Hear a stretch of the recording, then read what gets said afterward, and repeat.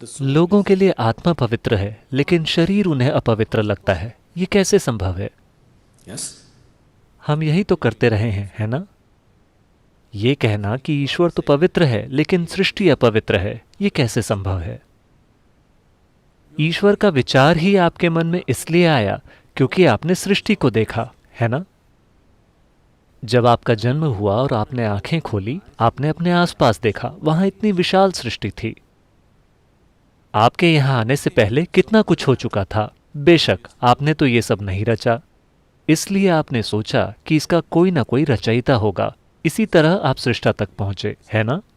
जिस पल आपने सोचा कि इसका कोई सृष्टा होगा, चूंकि आप एक इंसान हैं, इसलिए आपने सोचा कि वो एक बहुत बड़ा इंसान होगा।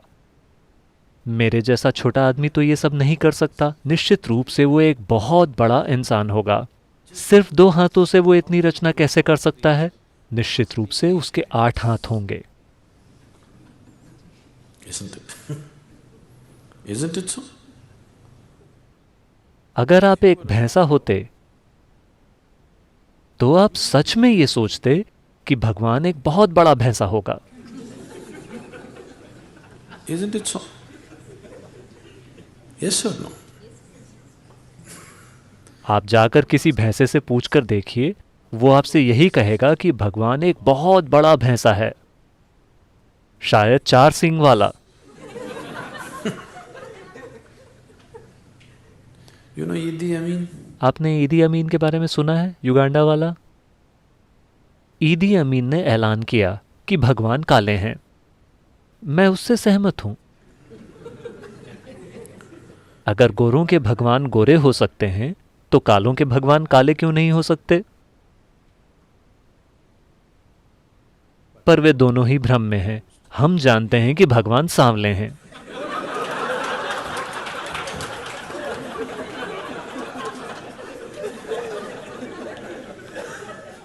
क्योंकि वे खुद हमारे पास आए थे।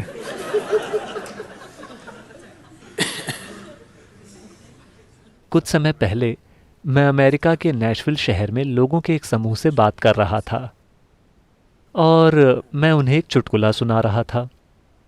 उस चुटकुले में मैंने भगवान को एक पुरुष की तरह संबोधित किया। तुरंत ही कुछ महिलाएं खड़ी हो गईं। क्या आप भगवान को पुरुष मानते हैं? मैं समझ गया कि बात कहां जा रही है। मैंने कहा, मैं केवल आपको एक चुटकुला सुना रहा हूं। नहीं, आपने पुरुष का संबोधन किया। क्या आप भगवान को पुरुष मानते हैं? वे चुटकुलों को बहुत गंभीरता से लेते हैं। अब औरतें बहस कर रही हैं कि भगवान एक औरत भी हो सकते हैं। ऐसी समस्याएं केवल उन संस्कृतियों में ही हैं। भारत में हमारे पास पुरुष भगवान, स्त्री भगवान, गाय भगवान, बंदर भगवान और हर आकार व प्रकार के भगवान पाए जाते हैं। रेंगने वाले, चलने वाले, उड़ने वाले, क्योंकि हमें भविष्य में आने वाली सभी समस्याओं का अंदाजा था।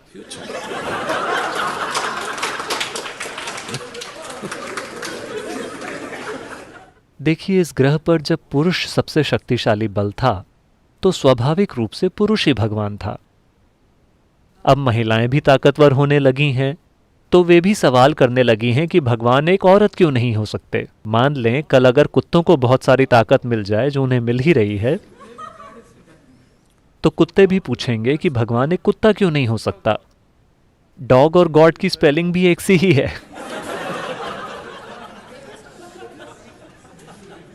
आपकी तुलना में वो ज्यादा करीब लगते हैं, है ना? भगवान के बारे में जो आपका विचार है वो केवल खुद का ही एक बढ़ा चढ़ाकर बनाया गया संस्करण है ना? भगवान के बारे में आपकी सोच केवल खुद को बढ़ा चढ़ाकर बनाई गई है। देखिए, अभी तक आप अपने आप को ही परिभाषित नहीं कर सके हैं, है ना? आप अपनी जो भी परिभाषा देंगे वो सही नहीं होगी। किसी भी प्रकार की परिभाषा काफी नहीं है पूरी तरह से इस जीव का वर्णन करने के लिए। जब सृष्टि का ये छोटा सा टुकड़ा ऐसा है तो सृष्टि के स्रोत को आप कैसे परिभाषित कर सकते हैं? आप इसे न तो परिभाषित कर सकते हैं, ना ही इसे समझ सकते हैं। आप केवल इसमें विलीन हो सकते हैं। आप इसका अनुभव कर सकते हैं। आप इसे कभी जान नहीं सकते। आप इसे ज्ञान नहीं बना सकते। whatever you know. आपको ईश्वर के बारे में जो भी ज्ञान है वो पूरी तरह बकवास है, सांस्कृतिक बकवास। जिस भी तरह की संस्कृति में आप हैं, आपका ईश्वर भी उसी तरह का होता है ना? इसका केवल अनुभव किया जा सकता है। अनुभव का अर्थ ये नहीं है कि आप इसे खा सकते हैं या आप इसे समझ सकते हैं, नहीं, आप बस इसमें विलीन होकर ही इसे अनुभव कर सकते हैं और कोई तरीका नहीं है। इसलिए हम केवल विलीन होने के उपाय तलाश रहे हैं ताकि हम उसे अनुभव कर सकें जो हमसे कहीं ज्यादा विशाल है।